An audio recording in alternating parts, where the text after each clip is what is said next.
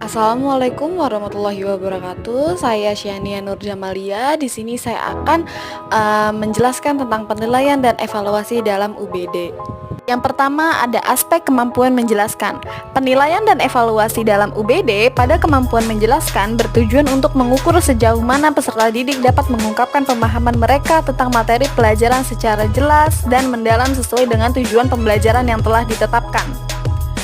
Dalam konteks ini, kriteria penilaian mencangkup akurat, koheren, dibenarkan, sistematif, dan prediktif. Aspek yang kedua yaitu kemampuan interpretasi atau kemampuan menafsirkan. Penilaian dan evaluasi dalam UBD pada kemampuan menafsirkan bertujuan untuk mengukur sejauh mana peserta didik mampu menginterpretasikan, menganalisis, dan memahami informasi atau konsep dalam konteks pembelajaran. Dalam konteks ini, kriteria penilaian mencakup bermakna, berbagai wawasan, signifikan, ilustratif, dan membuat jelas. Aspek yang ketiga ada kemampuan aplikasi.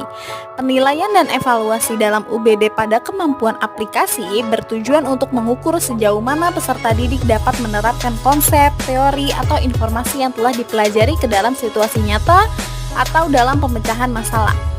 Dalam konteks ini, kriteria penilaian mencangkup efektif, efisien, pasif, adaptif, dan anggun. Aspek yang keempat ada kemampuan perspektif.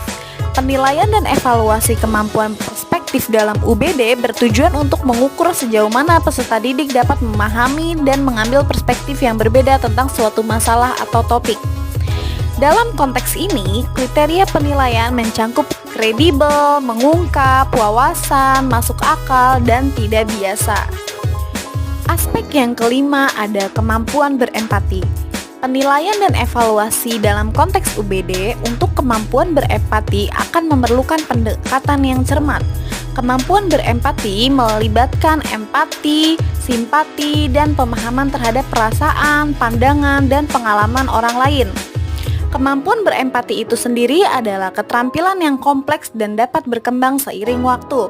Oleh karena itu, evaluasi dan penilaian harus memungkinkan siswa untuk terus-menerus meningkatkan kemampuan mereka dan memahami pentingnya empati dalam berbagai konteks. Dalam konteks ini, kriteria penilaian mencangkup sensitif, terbuka, reseptif, perseptif, dan taktis. Selanjutnya, aspek yang terakhir ada kemampuan pengetahuan diri. Penilaian dan evaluasi kemampuan pengetahuan diri dalam UBD bertujuan untuk mengukur sejauh mana siswa mampu memahami diri mereka sendiri, termasuk kekuatan, kelemahan, minat, nilai-nilai, dan tujuan pribadi mereka. Dalam konteks ini, kriteria penilaiannya mencangkup sadar diri, metakognitif, penyesuaian diri sendiri, reflektif, dan juga bijak. Baik, itu saja penjelasan dari saya tentang penilaian dan evaluasi dalam UBD. Kurang lebihnya mohon maaf. Wassalamualaikum warahmatullahi wabarakatuh.